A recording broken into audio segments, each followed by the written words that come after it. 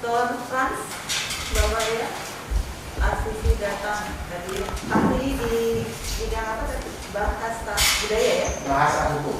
Bahasa hukum. Bapak Heri Christian Sabat ya Pak? Ahli agama. Ya, Bapak sudah disimpal dua-duanya ya. Berikan keterangan ya Pak ya, sesuai dengan pengetahuan dan juga keahlian Bapak sebagai ahli. Ya, silakan dari penasihat hukum untuk bertanya terlebih dahulu. Oh, terima kasih Yang Mulia. Kami minta keterangan ahli, pendapat ahli secara bersamaan. Pertama, saya tanyakan dulu kepada ahli agama ya. Saudara ahli agama atau ahli teologi, keterangan saudara sebagai ahli kami perlukan untuk memahami perkara yang sedang dijalani di persidangan ini, yaitu terdakwa Muhammad Kosman alias Muhammad Kece, kaitannya dengan dugaan tindak pidana penodaan dan atau penistaan agama, juga sebagai masuk dengan pasal 156 pidana junto 156A huruf H pidana, dan juga dakwaan pasal 28 Undang-Undang ITE junto pasal 45 tentang ujaran kebencian yang berbau suku, agama, ras dan agama kesara. Kemudian juga dakwaan jaksa hukum tentang pasal 14 ayat 1 dan ayat 2 Undang-Undang nomor 1 tahun 46 tentang peraturan pidana. Saudara ahli agama dulu ya, terkait dengan terdakwa ini membuat beberapa pernyataan-pernyataan di dalam YouTube-nya. Salah satu itu tentang salam, di mana terdakwa ini mengatakan salah satu salamnya itu Assalamualaikum warahmatullahi wabarakatuh, kemudian Alhamdulillah Yesus, kemudian satu lagi Bismillah Yesus. Oleh karena itu kami minta telaah dari ahli terkait siapa itu Yesus dan bagaimana salam itu, apakah boleh digunakan atau tidak di dalam agama Kristen, demikian juga di dalam iman yang lainnya. Pertanyaan pertama, pertanyaan saya itu mengarah kepada siapa itu Yesus. Yang kedua, apakah Yesus itu sama dengan atau similar dengan Isa yang diimani oleh saudara-saudara kita umat Muslim? Silakan saudara ahli, siapa itu Yesus dan apakah Yesus itu similar atau sama dengan Isa? Silakan. Ya, yang jelas dalam iman kami, Yesus Kristus adalah Tuhan dan Juru Selamat kami. Sebab itu sudah jelas dari kitab suci kami, itu dari Kejadian sampai Wahyu itu punya progresif longitudinal program. Semuanya ke arah kepada keselamatan di dalam Tuhan Yesus. Dan itu ayatnya sangat mendukung semuanya. Ya, dari proto evangelium mengenai korban ketika Adam Hawa jatuh dan sebagainya, keturunan wanita ini akan menemukan kepala ular dan seterusnya, gambaran sebagai setan iblis yang mau menyesatkan umat manusia. Itu adalah sebuah nubuatan di zaman Perjanjian Baru dan sudah digenapi di dalam Perjanjian Baru. Nah, lalu mengenai Yesus Tuhan itu jelas pada akhirnya itu keimanan kami, terutama pasal dari Yesaya 9 ayat 5 itu mengatakan bahwa seorang anak akan lahir dan lain sebagainya, lambang pemerintahan di bahunya, lalu dikatakan bahwa Allah yang perkasa. Nah, ini tidak mungkin seorang anak manusia disebut Allah yang perkasa, karena itu adalah nubuatan bahwa nanti Tuhan akan menjadi manusia, dan sudah digenapi. Dan ribuan tahun sebelumnya bahwa seorang anak akan lahir dan disebut Immanuel, itu jaraknya 1500 dan digenapi. Itulah penggenapan di Alkitab. Ada namanya intent dan extent. Yang intent Alkitab yang akan menyebutkannya sendiri. Nah, kemudian yang membuat kami percaya Yesus Kristus adalah Tuhan itu bukan manusia yang dituhankan, memang Tuhan yang menjadi manusia. Apa mungkin? Ya, karena Allah kami Allah yang maha kuasa, Pak. Jadi mau jadi apa saja itulah hak prerogatifnya Tuhan kami. Itu menunjukkan bahwa itu Tuhan kami berkuasa. Yohanes 1 ayat 1, pada mulanya adalah firman, dan firman itu bersama-sama dengan Allah, dan firman itu adalah Allah. Artinya sebetulnya secara singkatnya, sebetulnya dulunya itu Allah yang ada di singgasananya surga. Lalu ayatnya yang ke-14, dan firman itu menjadi manusia. Artinya Allah itu menjadi manusia. Nah, dalam iman kami sederhana menjawabnya, ya karena Allah kami adalah Allah yang maha kuasa, bisa jadi apa saja. Demikian, Pak. Baik. Apakah ahli mau menyampaikan bahwa nubuatan di Taman Eden tadi itu bahwa anak manusia atau anak Adam dan istrinya Hawa itu akan meremukkan daya kepala ular, ya, lambang dari iblis, lambang dari iblis itu mengarah kepada nubuatan tentang kelahiran Yesus ini? Sangat benar. Gereja-gereja seluruh dunia konsepnya sama, tidak ada yang berbeda. Baik. Dan apakah itu sudah tergenapi? Sudah tergenapi. Baik. Kata Immanuel ribuan tahun sebelumnya di Yesaya dan lain sebagainya, kata Immanuel sudah disebutkan. Anak ini akan disebut Immanuel, dan di Perjanjian Baru disebut Allah beserta kita, Tuhan beserta kita. Kemudian apakah ahli juga pernah membaca atau mengetahui kitab Ulangan 18 ayat 15 dan 18 ayat 18? Ya. Mengenai ini ya, Pak. Dari ketika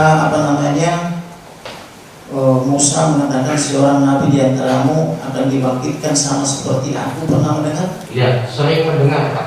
Apa itu maksudnya? Maksudnya itu jelas yang dimaksud nabi itu adalah dari tengah-tengah saudara. Dalam bahasa aslinya itu ada kata vele, itu merujuk kepada laki-laki yang dalam saudara kandung dari saudara orang-orang Israel, bukan dari keturunan Esau, bukan dari keturunan Ismail dan seterusnya. Itu iman kami. Bila demikian, siapakah yang dimaksud nabi yang akan lahir di antara saudara-saudara daripada umat Musa tadi? Ya, kalau itu disebut nabi, yaitu iman kami jelas seluruhnya mengaku iman kami adalah Yesus. Itu maksudnya ke Yesus juga. Jadi Ya. Yesus itu juga nabi juga, saudara. Iya. Baik. Nabi dalam konteks ini, Pak, dalam konteks kata Musa ini, dari antara saudara yang besar. Baik. Kemudian tadi saudara juga ada menyebut Yesaya, ya. Ya. Yesaya 9 ayat 5. Iya. Seorang anak telah lahir, seorang putra diberikan, lambang pemerintahan di bahunya, namanya disebut Allah yang perkasa. Penasihat ajaib, Penasihat ajaib, Allah yang perkasa. Bagaimana maksudnya itu anak lahir tetapi dia menjadi Allah yang perkasa?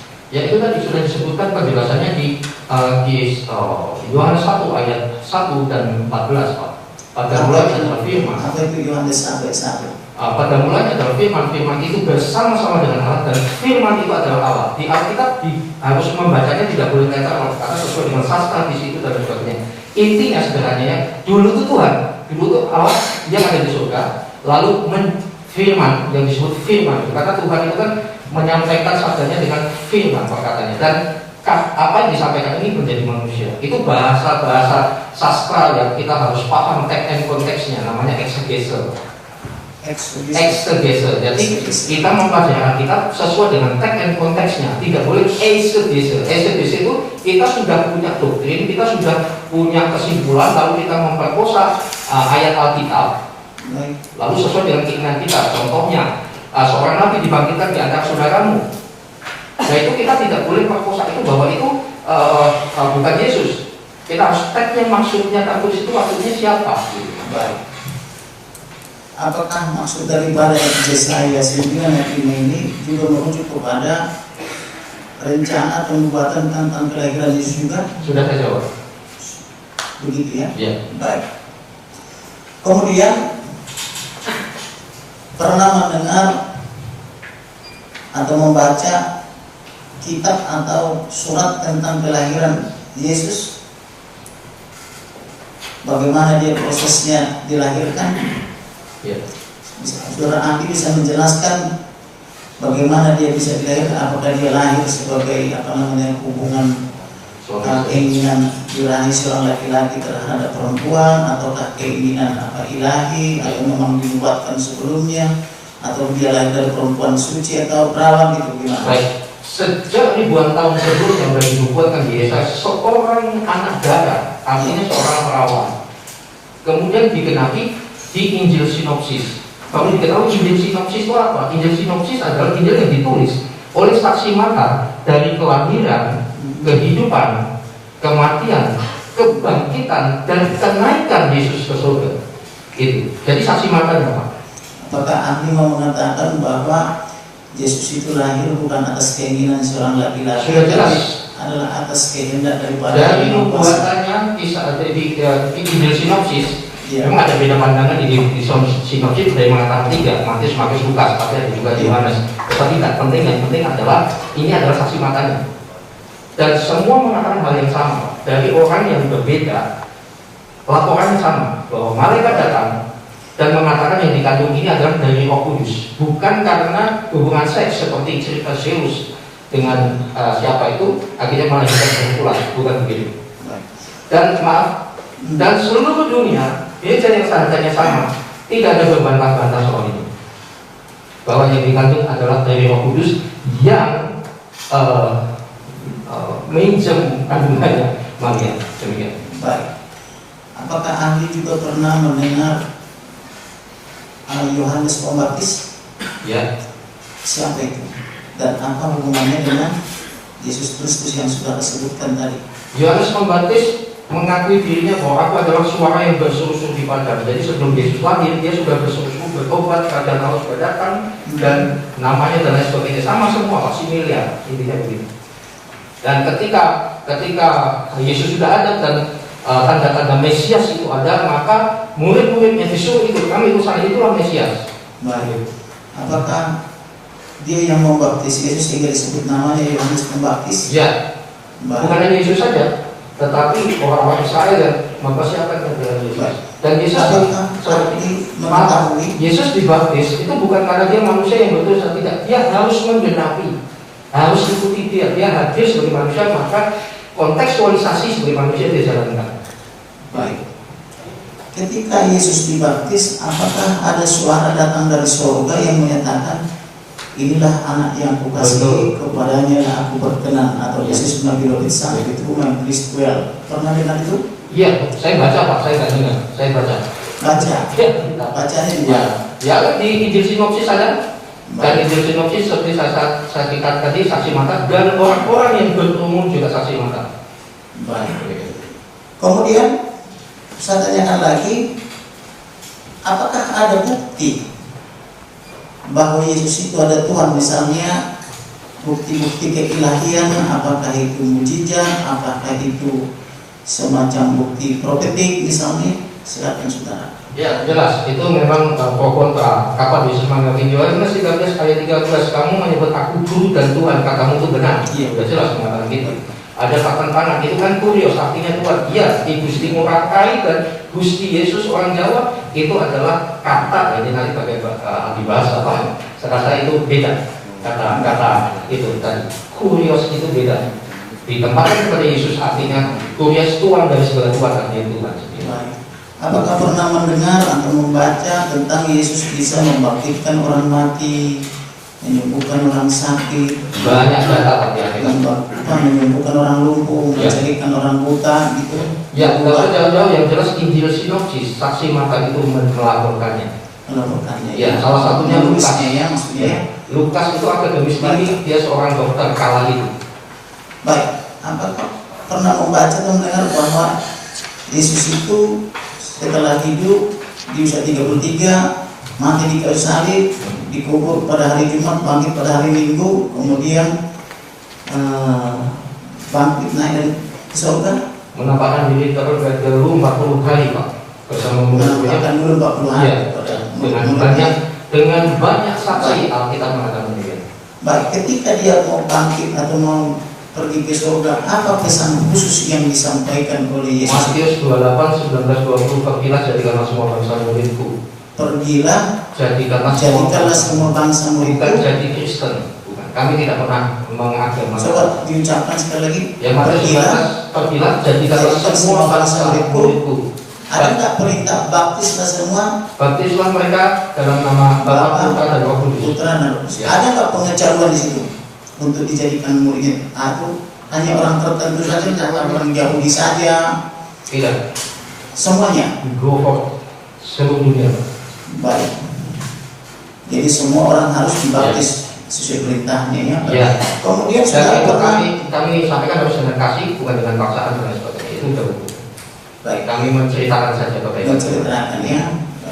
Kemudian apakah saudara pernah membaca atau mendengar Yohanes 10:30 di sana dikatakan aku dan Bapa adalah satu kata Yesus. Ya, itu ketika ngobrol dengan Filipus sudah bersama-sama selama 3,5 tahun, 3 tahun, dan dia masih bingung. Kan Tuhan mengatakan, I'm the way, the truth, and the life. Membandingkan kehidupan, aku telah jalan keselamatan hidup dan seterusnya. Filipus malah nanya, tunjukkanlah jalan ke Bapa itu.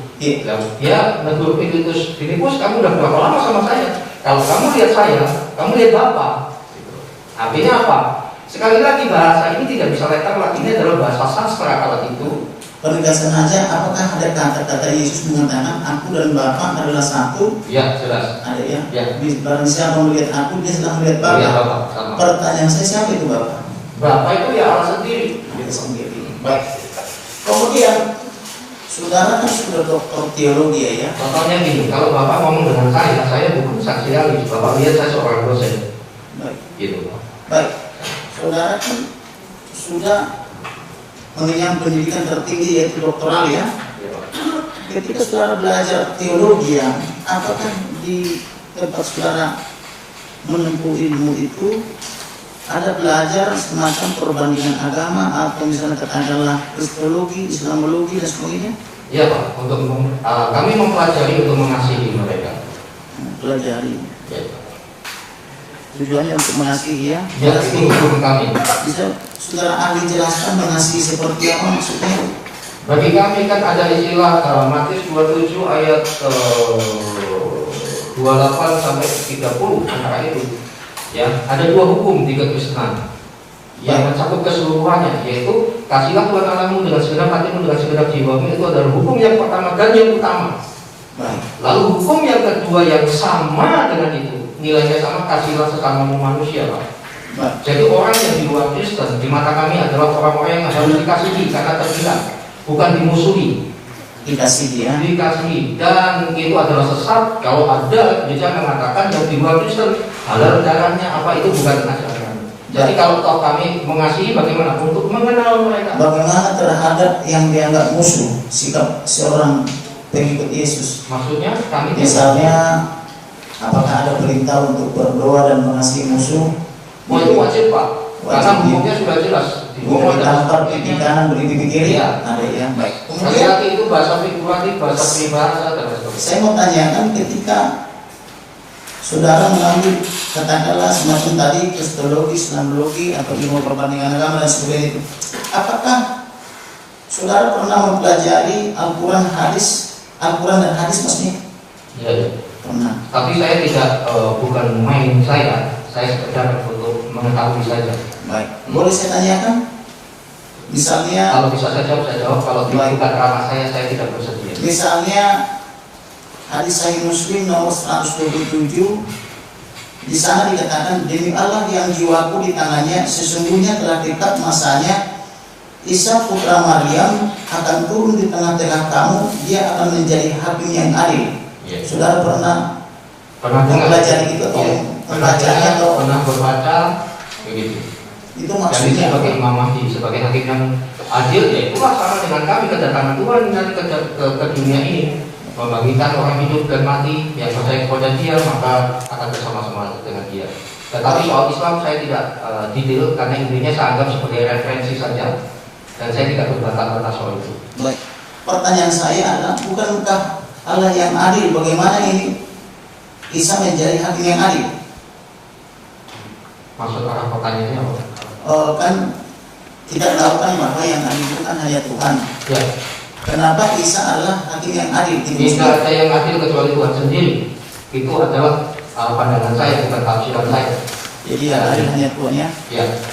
Kemudian apakah ahli juga pernah mendengarkan bahwa Isa itu terkemuka di dunia dan terkemuka di akhirat? Dengar. Pernah dengar. Pernah dengar. Ahli tahu maksudnya? Pernah baca saja. Oh, pernah baca. Ya. Dan demikian saya ganti pertanyaannya kepada ahli bahasa linguistik atau bahasa Bunda ya. Baik. Tolong diberikan mic-nya. Baik, apa boleh dalam tadi pertanyaan tentang paham bagi Yesus atau bagian saya akan Oh, atau baik. saya menjawab. Saya tuntaskan ya. Ya. Baik. Terkait dengan penuturan atau pemaparan daripada terdakwa ini, di dalam ada 7 videonya. Ahli pernah melihat videonya? Pernah dengar tapi saya hampir selalu tidak habis. Hanya lihat sedikit karena panjang ya, durasinya panjang ya. Baik. Kemudian yang mau saya tanyakan di situ adalah terkait tadi perkataan ya, yang biasanya diucapkan oleh saudara-saudara kita seperti salam, assalamualaikum warahmatullahi wabarakatuh. Kemudian oleh MKC ini saya tidak tahu apa motivasinya, pada kreativitasnya saja. Assalamualaikum warahmatullahi wabarakatuh. Saudara bisa menjelaskan itu dari sudut keahlian saudara? Ya baik, saya kebetulan juga dosen di bidang misi kontekstualisasi dan saya skripsi saya justru kontekstualisasi Injil di Gorontalo. Jadi dan itu adalah sangat alkitabiah. Tuhan kami adalah Tuhan yang kontekstual. Dari perjanjian lama sampai baru itu kontekstual, menggunakan bahasa, sastra dan lain sebagainya. Jadi hal-hal itu tidak masalah, bukan penistaan di mata saya. Karena satu, bahasa itu adalah netral. Dan cuma masalah di Indonesia itu menurut pengamatan saya, masalahnya yang membuat terganggu adalah bahasa identik sebagai agama, pakaian sebagai agama. Padahal ingat, bahasa Arab itu bukan Islam, tapi itu netral. Contoh, di Kristen itu tidak semuanya, di Arab itu tidak semuanya Islam. Ada Kristen Arab yang bahasanya sama, juga bilang alhamdulillah, juga Yesus Masih dan sebagainya. Ini seperti itu Pak. Jadi itu bahasa netral. Kalau Pak MKC mengatakan itu, kan tidak ada masalah. Dan sebagai orang yang berkecimpung di keagamaan tidak masalah. Satu, itu adalah kreativitas. Kedua, itu adalah kontekstualisasi. Ya, Yahudi seperti Yahudi, Yunani seperti Yunani, dan itu tidak masalah. Dan itu kan hanya menggunakan bahasa saja. Baik. Sama saja. Nah sekarang Gusti Yesus apakah saudara ahli mau mengatakan bahwa Kristen di Arab juga menggunakan bahasa itu? Ya jelas Pak. Bahkan sebelum kan ini Pak, termasuk misalkan Shema Israel. Shema Israel itu adalah pola semacam kayak azannya orang-orang Yahudi kala itu. Ya, Shema Israel saya punya rekamannya dan seterusnya. Shema Israel itu apakah saudara mau mengatakan tentang kitab Ulangan 4? Ya, semacam dengarlah hai Israel, ya. Tuhan itu Esa atau Tuhan itu ya, satu. dan lain sebagainya. Itu maksudnya. Ya, tapi saya tidak mau mengarah kepada doktrin, tetapi saya memberitahu dari sisi kontekstualisasi. Bukankah itu doktrin daripada umat Yahudi?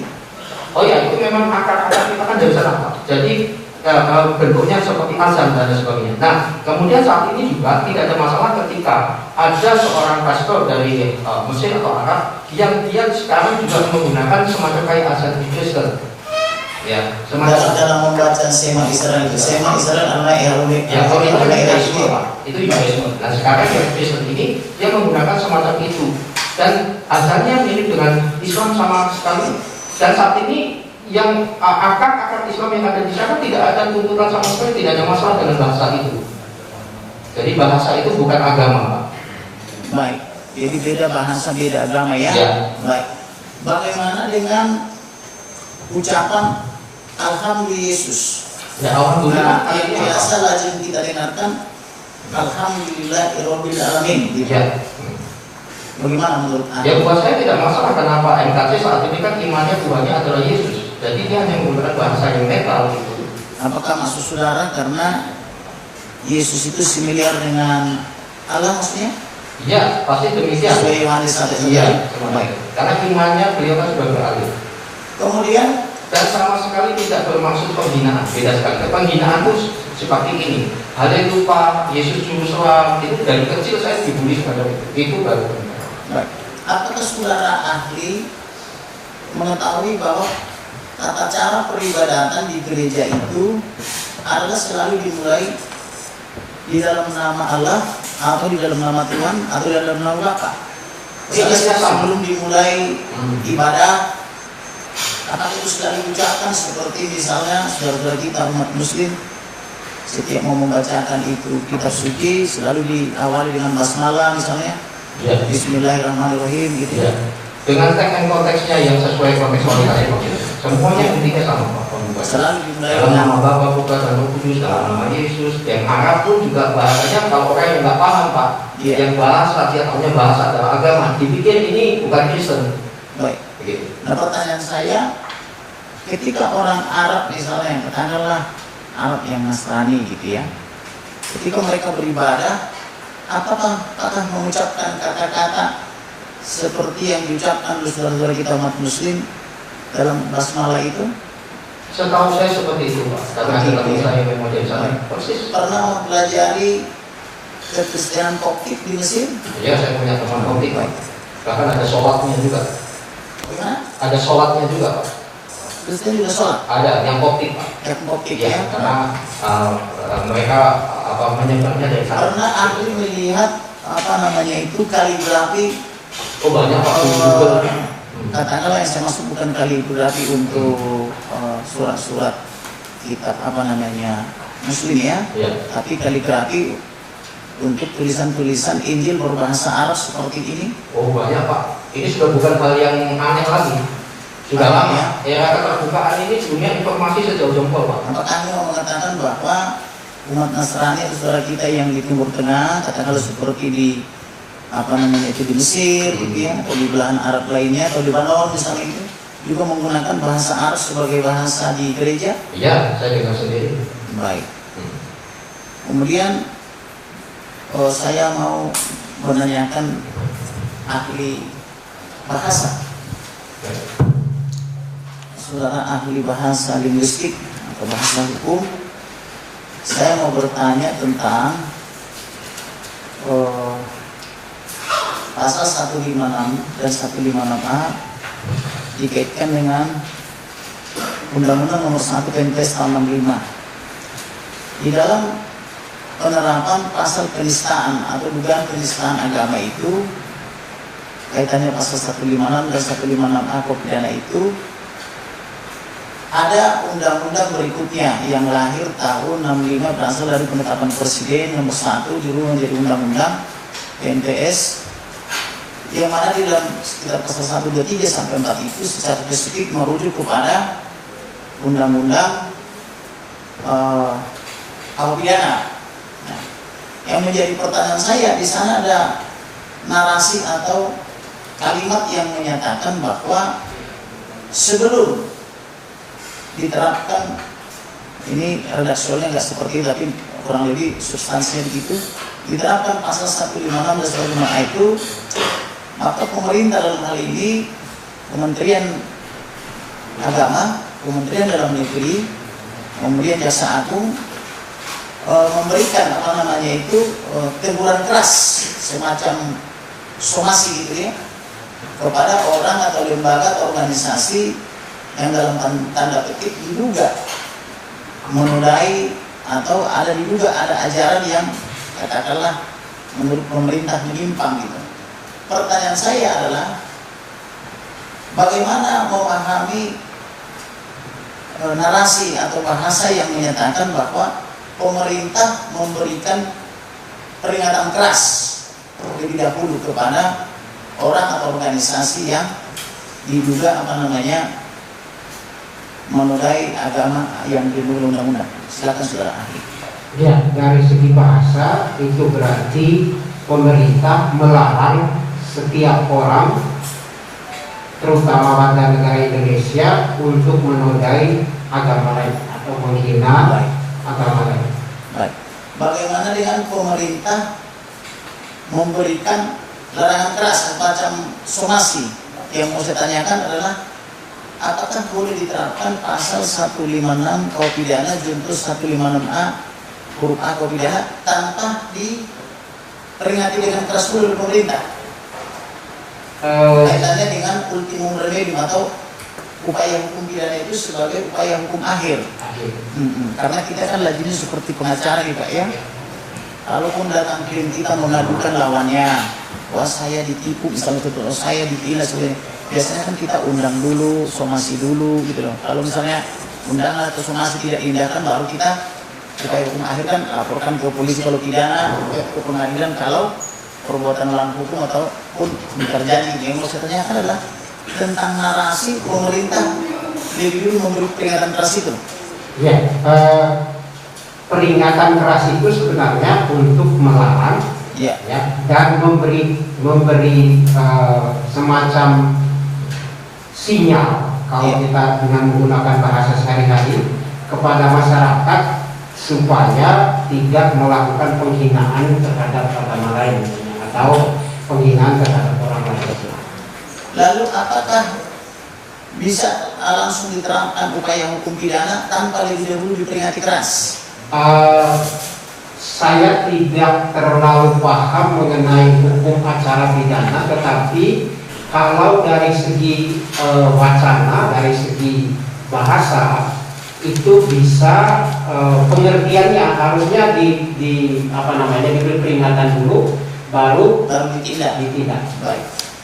Oleh karena itu ada menteri kita sekarang, misalnya ada Menteri Komunikasi dan Informasi yang memberitahu seseorang bahwa itu melanggar dengan sosialisasi dan segala macam. Ada sosialisasi dan menkominfo ya. Baik, kemudian yang mau saya tanyakan dari segi bahasanya, apakah bisa dikatakan misalnya kalau tahapannya belum dilalui, misalnya tahapan memberi peringatan keras belum dilakukan oleh pemerintah, tetapi instrumen pemerintah dalam hal ini alat-alat negara yaitu kepolisian dan kejaksaan langsung bertindak, apakah itu bisa mengakibatkan misalnya prematur atau gugur begitu karena tidak semua tahapan itu dilalui? Sekali lagi saya tidak terlalu paham karena itu hanya hukum acara pidana, tapi dari segi pemahaman bahasa kemungkinan hal itu bisa dilakukan jika menimbulkan efek yang sudah berpengaruh di masyarakat. Jadi sudah ada pengaruhnya di dalam masyarakat sehingga pemerintah mengambil tindakan yang Bapak katakan tadi, hukum yang terakhir. Kemudian saya mau tanyakan tentang pengalaman ahli. Ya. Apakah ahli sudah pernah menjadi ahli dalam perkara yang pasalnya diterapkan pasal 14 ayat 1 dan 2 ini di dalam perkara lain? Ya, dalam dua perkara yang sudah saya menjadi ahlinya, yang pertama perkara Ratna Sarumpait dengan yang kedua perkara Habib Rizik Syihab. Saya ahli bahasanya. Untuk perkara Habib Rizik Syihab, ya. Saudara ahlinya untuk Ratna Sarumpait juga. Ya. Apakah pasal ini diterapkan 14 ayat 1 dan 2 ini? Sebenarnya salah dari segi bahasa yang dimintakan kepada saya keterangan itu mengenai kata keonaran. Dalam hal ini saya menjelaskan bahwa bahasa kita itu berkembang, ya sesuai dengan situasi masyarakatnya. Nah, keonaran pada berkembangnya itu bukan hanya jumlah katanya, kata baru atau apapun yang lain, tetapi juga maknanya berkembang. Ya, maknanya atau artinya itu berkembang. Kata wanita misalnya, artinya dulu itu sangat baik. Sekarang karena kita banyak menggunakan konsep misalnya wanita malam, maka kata wanita mulai rendah lagi. Kata bunda dulunya itu hanya dikenal di kalangan Kristen, Katolik. Bunda Maria. Sekarang semua menyapa ibu-ibu itu bunda. Jadi maknanya berkembang. Nah, kata keonaran menurut saya itu juga berkembang. Makna pada masa lalu itu berbeda sekali tahun 46 maknanya dengan makna keonaran sekarang.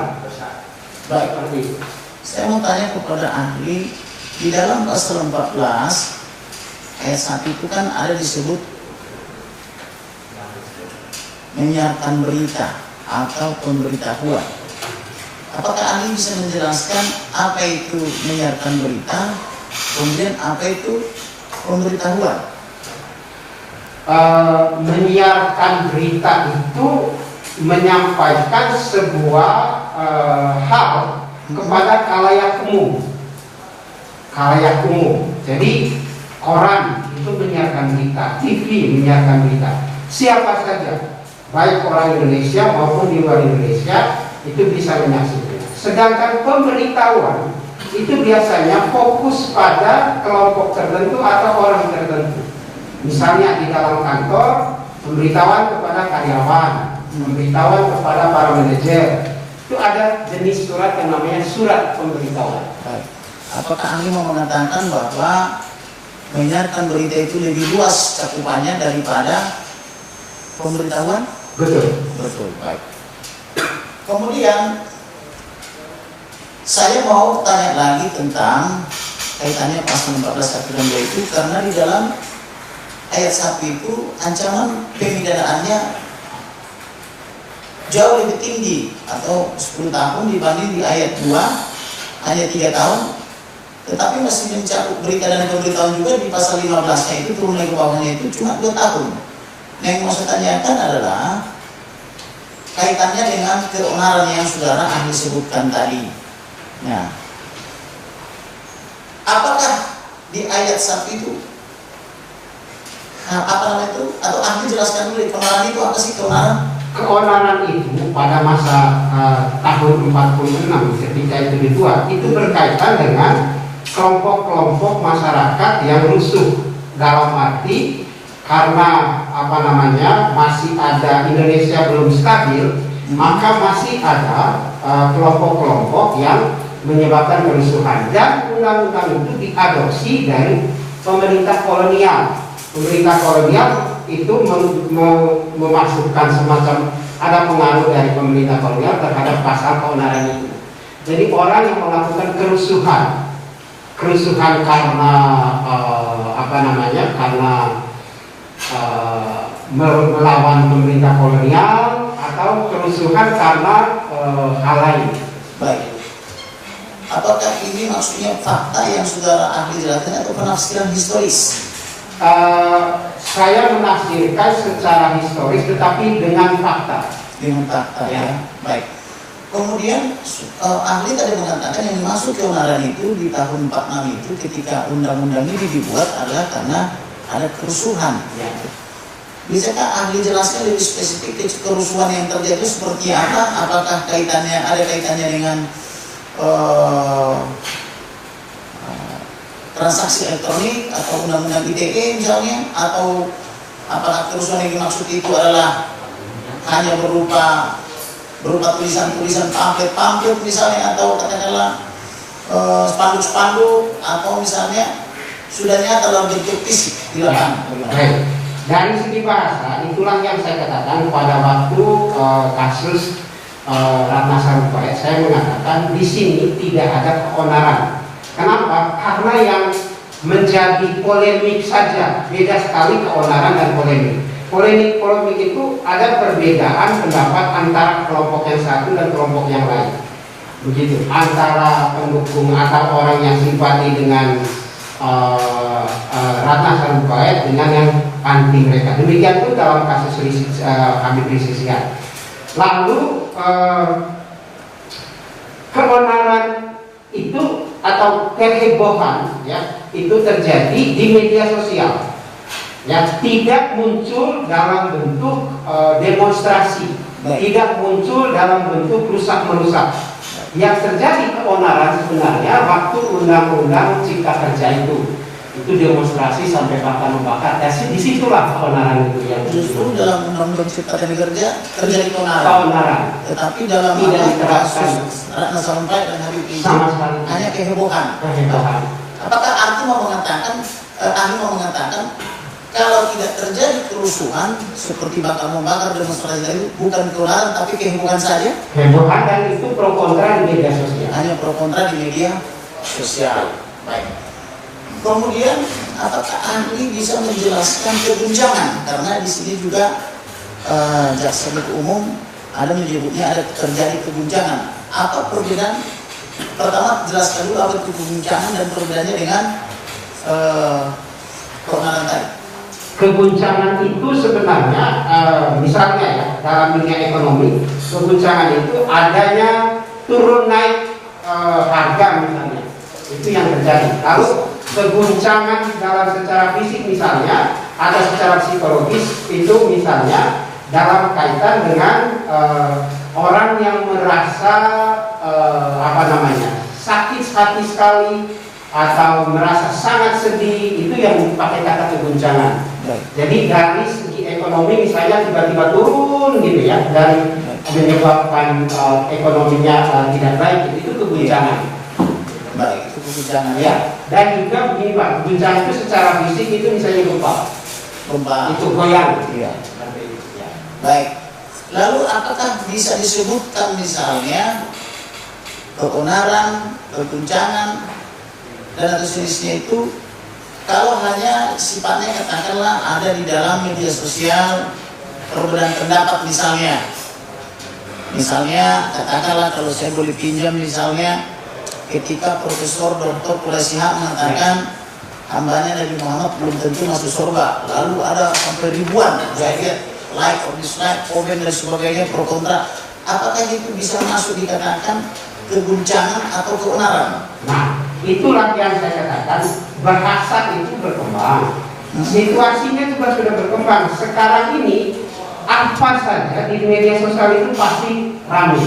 Semua punya pendukung, semua punya pengikut. Kadang-kadang jumlah pendukungnya sama, pendukung berbeda. Hari ini saya dukung A, besok saya menjadi musuhnya A. Dan itu di media sosial. Kenapa? Karena media sosial itu sangat terbuka. Jadi tidak bisa diukur di situ yang disebut keonaran itu. Apakah media sosial itu bisa disebut media maya atau dunia maya? Iya betul, media maya. Baik. Sedangkan hukum itu diciptakan sebetulnya kan untuk mengatur dunia nyata. Dunia nyata. Baik. Karena yang mempunyai akibatnya yang nyata itu adalah yang terjadi di dunia nyata. Sedangkan di media sosial akibat itu tidak ada. Paling di dalam diri masing-masing itu ada musuh. Saudara ahli minum. Minum. Silakan. Silakan Pak kalau mau minum. Ahli juga mau minum biasanya nih.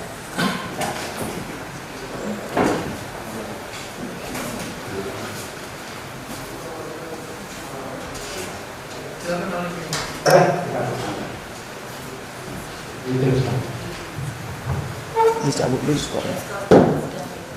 Baik, dilanjutkan yang mulia. Silakan saudara ahli dilanjutkan.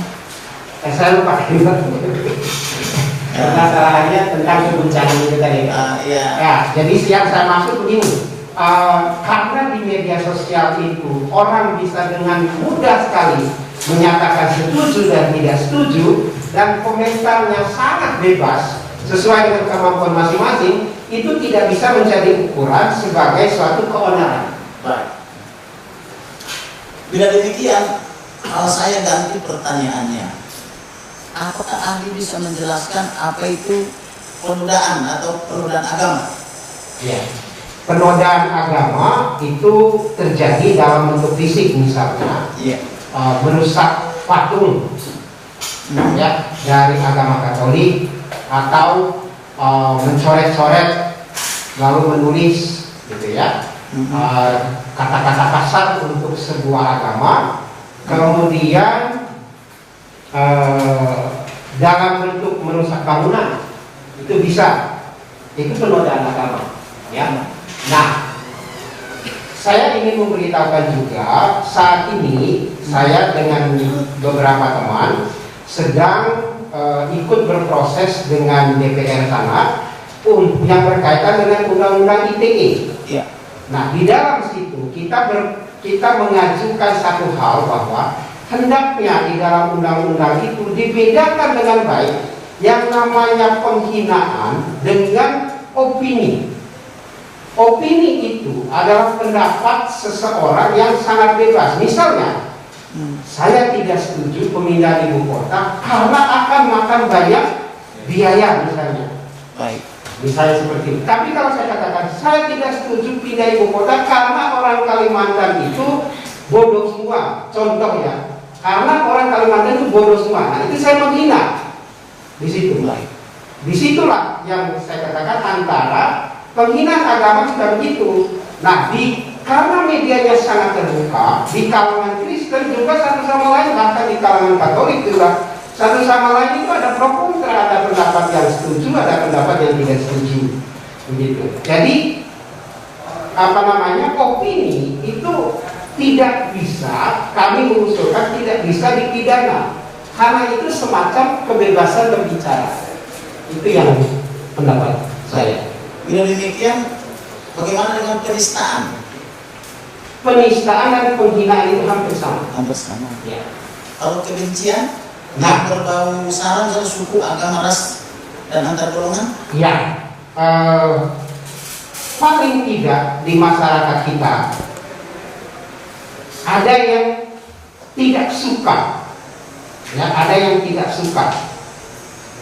Tidak suka itu, ya, belum tentu benci. Tidak suka belum tentu benci. Ya, misalnya saya tidak suka makan tahu, tapi saya belum tentu benci. Benci itu adalah perasaan yang berkaitan dengan cinta.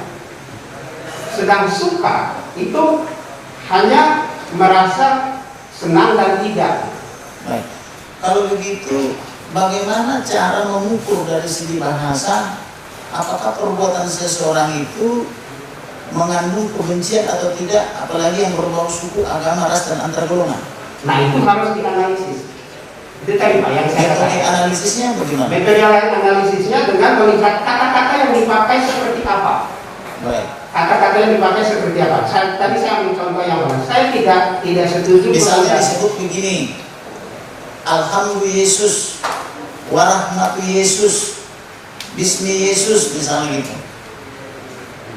Apakah itu kata-kata seperti itu bisa saudara analisa itu mengandung kebencian atau tidak? Sama sekali tidak. Sama sekali tidak. Nah, Kemudian selain mengandung kebencian tidak, bagaimana? Apakah itu mengandung penistaan atau penghinaan? sama sekali tidak. Sama sekali Sama tidak. sekali tidak. Kenapa demikian? Karena kenapa tidak mengandung penistaan? Karena sekali lagi bahasa kita itu sangat cair, bahasa kita sangat berkembang. Saya ingin jelaskan ada satu peneliti yang mengatakan 9 dari 10 kata bahasa Indonesia itu adalah bahasa asing. Lalu saya ingin jelaskan juga sebagian besar kata bahasa Indonesia bahkan di dalam Alkitab, bahkan di dalam doa orang-orang Kristen itu berasal dari bahasa Arab asalnya. Amin misalnya, atau kata kitab itu sendiri, Alkitab. Hanya perbedaannya di dalam kalangan Muslim digunakan bahasa Arabnya, bahasa asli Arab. Di dalam Kristen itu digunakan penyerapannya ke dalam bahasa Indonesia. Jadi kata-kata bahasa Arab itu sangat banyak yang diserap menjadi kata bahasa Indonesia. Kalau kita teliti dengan baik, bahasa Melayunya itu mungkin tinggal 10 atau 15 atau 20%. Selain itu adalah kata-kata asing, terutama kata bahasa Arab, yang kedua bahasa asing Inggris sekarang, dulu Belanda, lalu bahkan ada bahasa Portugis dalam bahasa kamus kita. Jadi kita tidak bisa menghindari bahwa bahasa Arab itu bisa dipakai siapa saja. Jadi apakah itu ahli mau mengatakan bahwa bahasa yang kita pakai sekarang itu tidak murni lagi bahasa Indonesia, tetapi sudah Betul jadi sekali. percampuran dengan bahasa asing, Betul. khususnya Arab gitu ya? Betul sekali. Begitupun bahasa Inggris, jangan kita kira mereka asli, tidak. Ada bahasa Prancisnya, ada bahasa Latinnya. Semua bahasa modern itu pasti mengandung unsur bahasa asing karena pengaruh asing.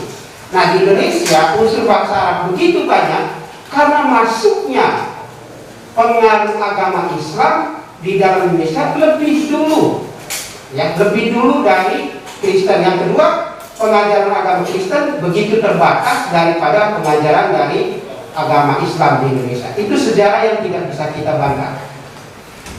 Baik, saudara ahli. Bila demikian, apakah bahasa bisa diidentikan dengan agama atau adakah perbedaan maupun persamaannya? Saya bukan ahli agama, tetapi saya setuju pada pendapat ahli teologi bahwa penyamaan agama dan bahasa itu suatu hal yang menyulitkan kehidupan. Saya ingin jelaskan Alkitab berbahasa Melayu itu dilarang menggunakan kata Allah, harus menggunakan kata Tuhan semua di dalamnya. Padahal Maksudnya Melayu Malaysia? Malaysia, itu di Malaysia, itu jadi polemik besar di Malaysia. Padahal di dalam Alkitab Allah, kata Allah itu banyak sekali. Antara kata Allah dan kata Tuhan mempunyai arti yang atau nuansa makna yang berbeda. Dilihat kadang-kadang Tuhan, kadang-kadang Allah. Nah, kenapa itu? Karena dua-duanya masuk, tapi ketika diklaim oleh salah satu pihak bahwa Allah hanya boleh pakai di dalam agama tertentu, sedangkan Tuhan itu untuk agama tertentu, itu jadi masalah. Karena semua Alkitab yang berbahasa Indonesia yang mau dipakai di Malaysia itu harus diganti semua, kata Allah. Ada kata Allah ya? Ya, itu terjadi di dalam masyarakat. Bila demikian adanya, apakah ahli bisa menjelaskan secara historis, barangkali ahli pernah mempelajari atau tahu sejak kapan penggunaan kata Allah pertama kali? Pasti kalau kita buka data itu di dalam yang tertulis di dalam peninggalan bahasa Melayu atau akar dari bahasa Indonesia itu ada dua yang sangat kuat, yaitu prasasti dengan naskah. Yang prasasti itu tidak menggunakan kata Allah karena masih dipengaruhi Hindu. Prasasti apa misalnya? Prasasti batu tulis, prasasti di mana-mana gitu. Jadi bahasanya itu masih pengaruh Hindu sangat kuat, belum muncul.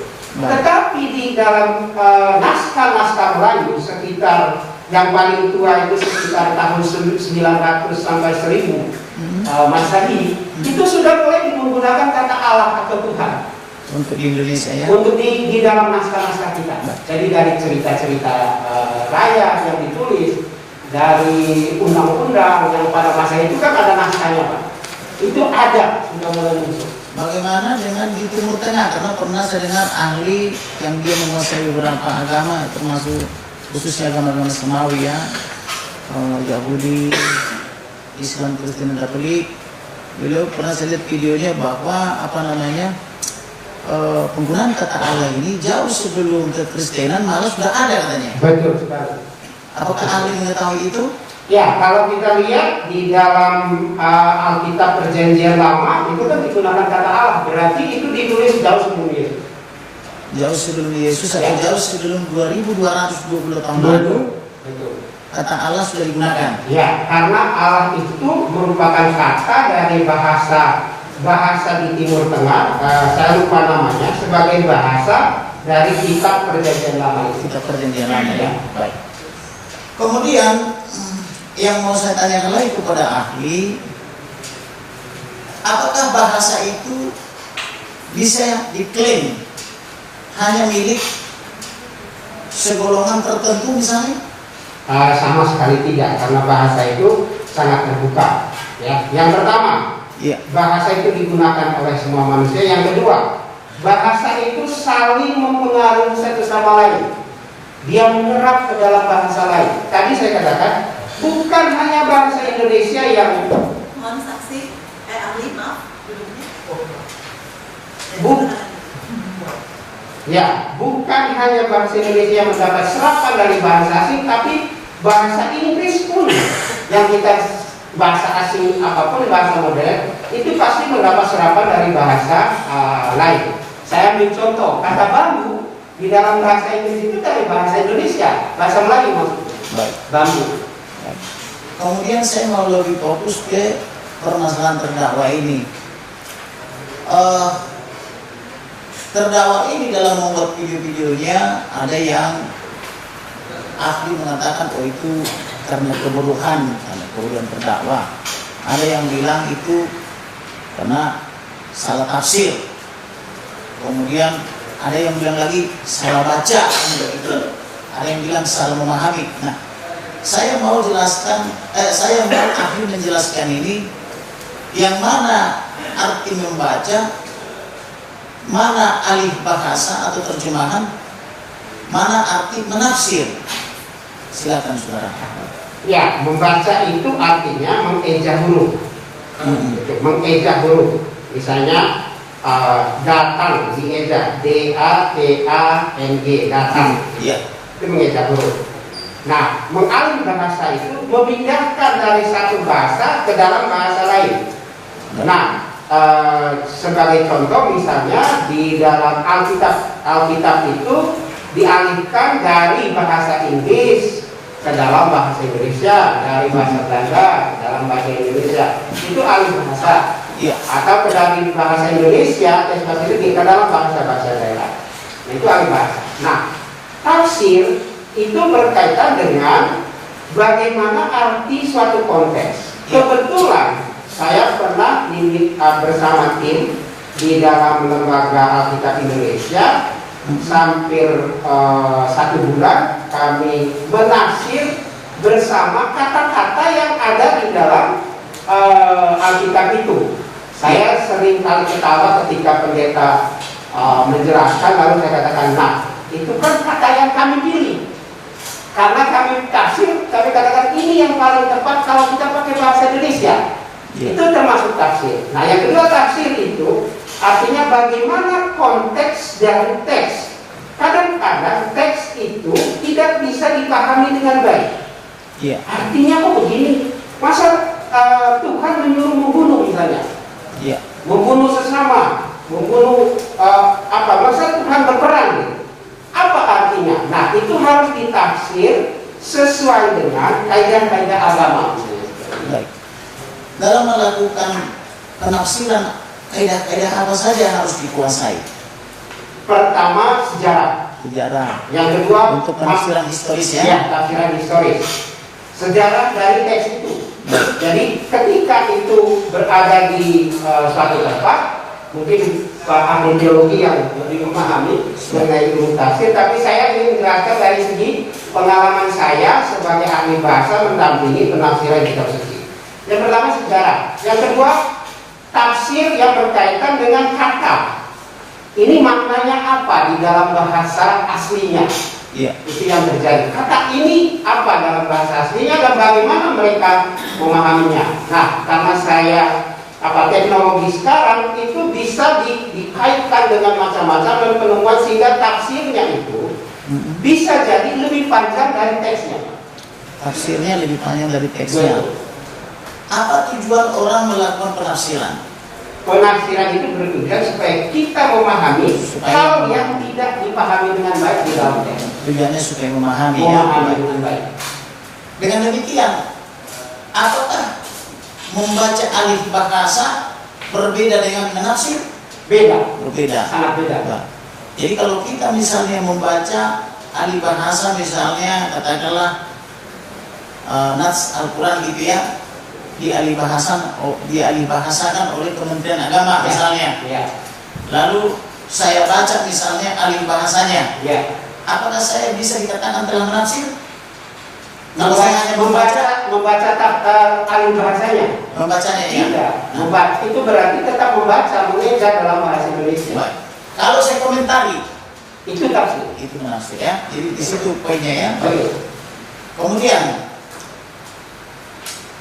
Kemudian apa namanya itu, dalam hukum pidana itu dikenal namanya actus reus atau mens rea atau evil mind, pikiran setan atau pikiran jahat. Ya. Kaitannya dengan penderaan atau karena seseorang dianggap telah melakukan suatu kesalahan. Ya. Bisakah ahli menjelaskan apa itu yang dimaksud dengan evil mind atau mens rea? Ya, dari segi bahasa itu artinya apa yang ada niat jahat atau tidak. Niat jahat. Niat jahat. Iya. Apa yang ada di belakang kepala seseorang menyampaikan sesuatu. Baik. Bila demikian, bagaimana kita cara menilai apakah seseorang itu ketika misalnya membuat suatu ujaran atau penuturan, apakah itu video atau perbuatan, melihatnya dari segi aspek bahasa, apakah ini ada niat jahatnya atau tidak? Kita harus melihat dari konteksnya, Ya, dari konteks. pilihan katanya. Bila demikian, saudara ahli coba jelaskan dulu apa itu konteks, apa itu teks, apa kemudian semantik itu. Ya, teks itu apa yang tertulis.